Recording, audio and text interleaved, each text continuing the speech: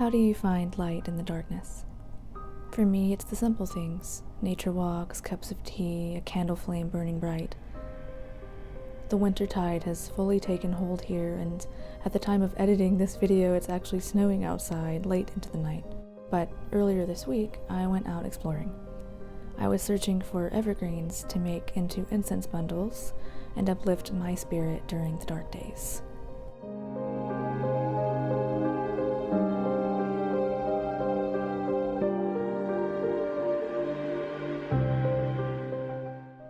In this video, I will be making an evergreen wand and a cheerful incense blend, but mostly I'll be chatting about books and herbalism, but what else is new?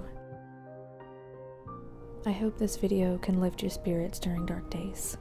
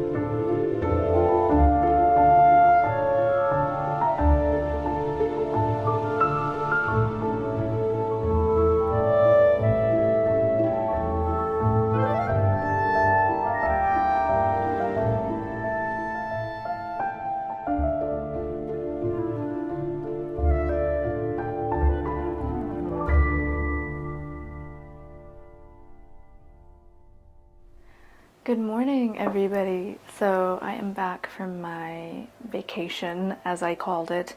I just needed some time to regroup and just get settled into the new year before jumping into making videos again. So thank you for your patience. By the way, Happy New Year. I hope you guys had a bright, warm, and happy holiday season. I don't know about you, but it all seems to come to a halt suddenly. You have the Christmas cheer and the vibrancy of the light and the winter solstice, and then all of a sudden it seems like everyone goes back to normal, and I'm really missing that sense of warmth and community, so I'm happy to be back sharing videos here. As I get older, I'm truly learning to love the winter season, and where I live, obviously we don't really get much snow, but it's been quite cold here. In fact, I think it's actually going to snow this coming weekend, but despite that, I went out to the park yesterday because it's been some time since I've went out on a nature walk by myself and just connected with the earth around me. I'm really feeling that disconnect this time of year, feeling very lethargic and unmotivated. But I find that when I want to stay inside and hole up and I'm feeling a bit down, that's really when I need the fresh air and exercise the most. So I went out yesterday to look for Juniper.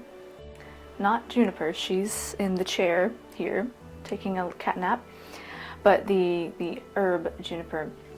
But I actually found blue cypress, which is here, and I was able to identify it based on the shape of the cone.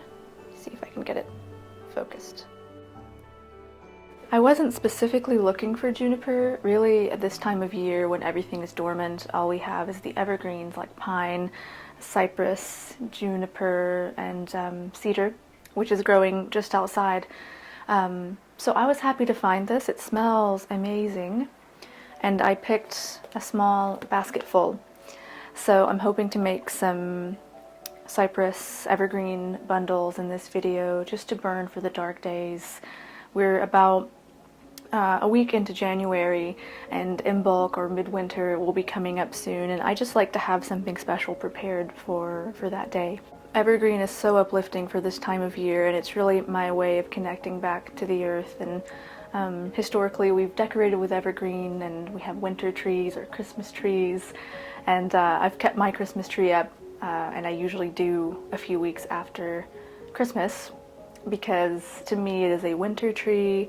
It's bright and warm, and I put orange slices and twinkling lights, and it really encompasses the warmth of winter since I don't have a fireplace. Another thing that I do at this time naturally is I read some of my favorite books. I'm inside a lot more and the nights are longer, and in that case, instead of falling into the winter blues, I try to keep my mind occupied with a good book. So right now I am reading The Serviceberry by Robin Wall Kimmerer, and I really like it. It talks about reciprocity and abundance in the natural world and how we can give back. It speaks about a scarcity mindset, which really fits in with this season. Winter historically is a time of scarcity and not having enough, but that's when you can connect with neighbors and your community to find food, shelter, and warmth. I think especially nowadays it's so easy to have this scarcity mindset, not having enough. But something I'm learning, and maybe it's why I will never be a wealthy person, is when I give fully with my heart and I give what I have to others.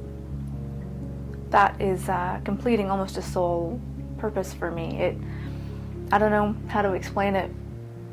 I was speaking with my younger brother this morning and talking about that, how I may not have a lot to give, but when I give, I feel complete. And it's not about material gain. Maybe it's karma, to have a giving spirit.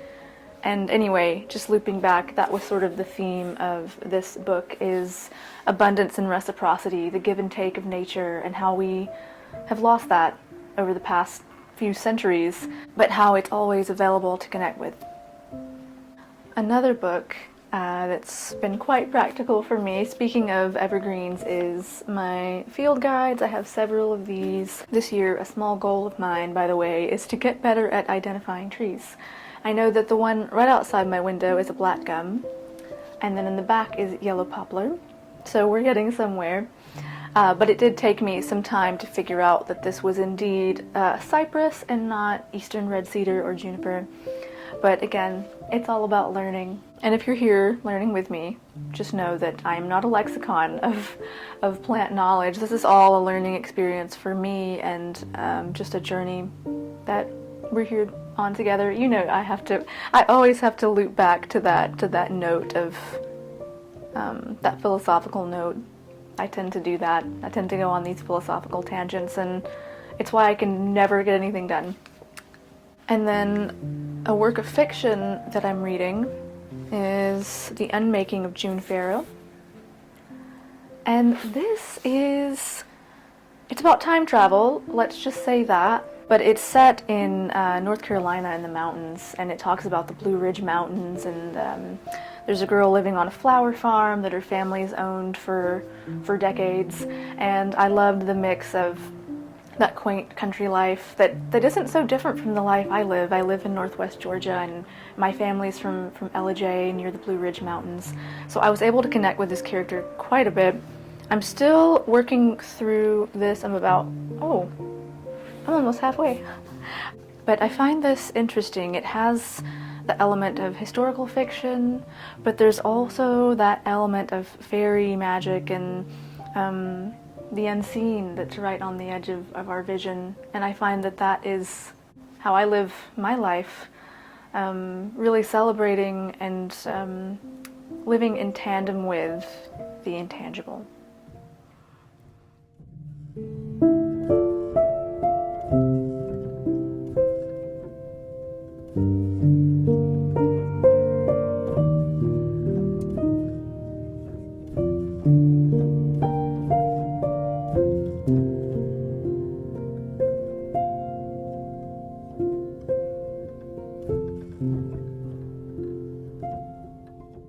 And then another thing that I'm doing this time of year is working on my herb profiles, really diving deeper into my research. This year I was hoping to start taking classes and getting certified in herbalism, but it's still a bit shaky there, and there's so much free information online. Just know that I would like to further my studies, but for now, before I can do it in a certified program, I'm doing it on my own, and you guys are here with me. And I think that's the cool thing, is if you're passionate about something, and with the wealth of free knowledge and resources that we have nowadays, we can always learn and be inspired. Oh, hey, baby. You want to say hey?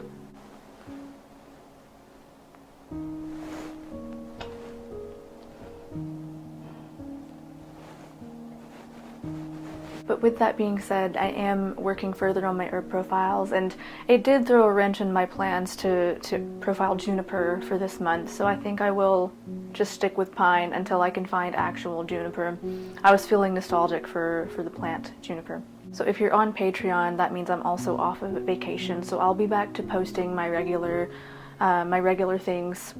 So far on Patreon, I've been posting about twice a month. I would like to get to more, but if you are interested, I do an herb profile every month, which is a hand-drawn sketch and notes in my journal, and then I will also do a book recommendation. So it's simple for now, but it's a good baseline for me, my herbal studies, and if you're interested in what I get up to, that's that.